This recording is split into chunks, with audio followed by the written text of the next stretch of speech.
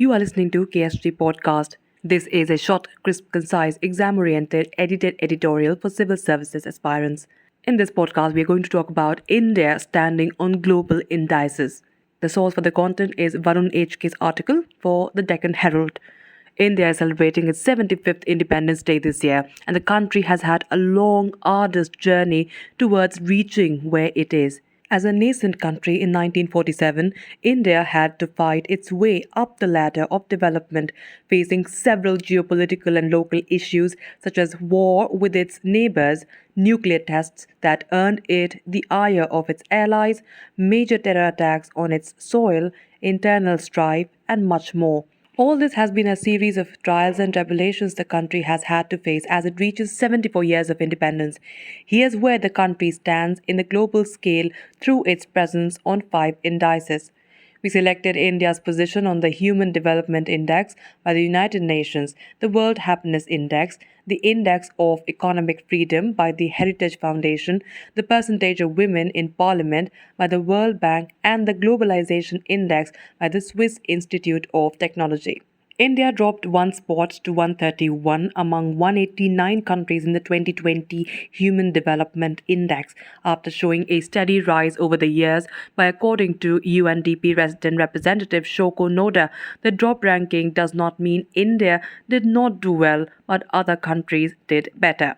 According to the report published by the United Nations Development Programme, India's gross national income per capita also fell to $6,681 in 2019 from $6,829 in 2018 on purchasing power parity, that is PPP basis. Conversely, India has shown a consistent downward trend in the World Happiness Report, which measures the perceived happiness of citizens in 149 countries on a number of factors. The 2021 report focused on COVID-19, and the report said its aim was twofold. First, to focus on the effects of COVID-19 on the structure and quality of people's lives, and second, to describe and evaluate how governments all over the world have dealt with the pandemic. The report said, and I quote, "In particular, we try to explain why some countries have done so much better than others," unquote.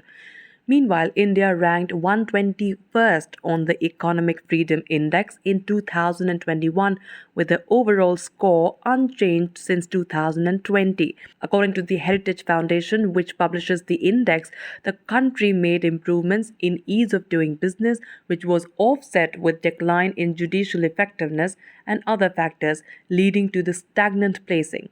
The Indian economy remains in the mid-range of the most unfree category. A move toward greater economic freedom would require substantial and broad-based reforms. In addition to taking steps to improve fiscal health and strengthen the rule of law, the government would need to increase financial freedom and reform the tax code, the investment regime, and the labor code. Let's talk about the methodology now. The purpose of choosing these indices was to provide an overall picture of national development, as the Human Development Index shows a composite index of life expectancy, education, and per capita income indicators. The World Happiness Index, which shows the ranking of national happiness, including factors such as quality of life, the Globalization Index, which measures the economic, social, and political dimensions of globalization, and the percentage of women in parliament, which measures the extent of gender equality and representation for women in a country's legislative body. For the purposes of comparison, each index was normalized to a scale of 100, that is, all relevant indices were either multiplied or divided by a value of 100, so as to present a picture that is easier to understand, as some indices, such as Human Development Index, measure on a scale of 0 to 1, while others, such as the Happiness Index, measure on a scale of 0 to 10. That's it for this podcast. Thank you so much for listening. To join KSG India courses and to crack the IAS exam, visit ksgindia.com. You can also get a PDF of this podcast on ksgindia.com. Thanks for listening.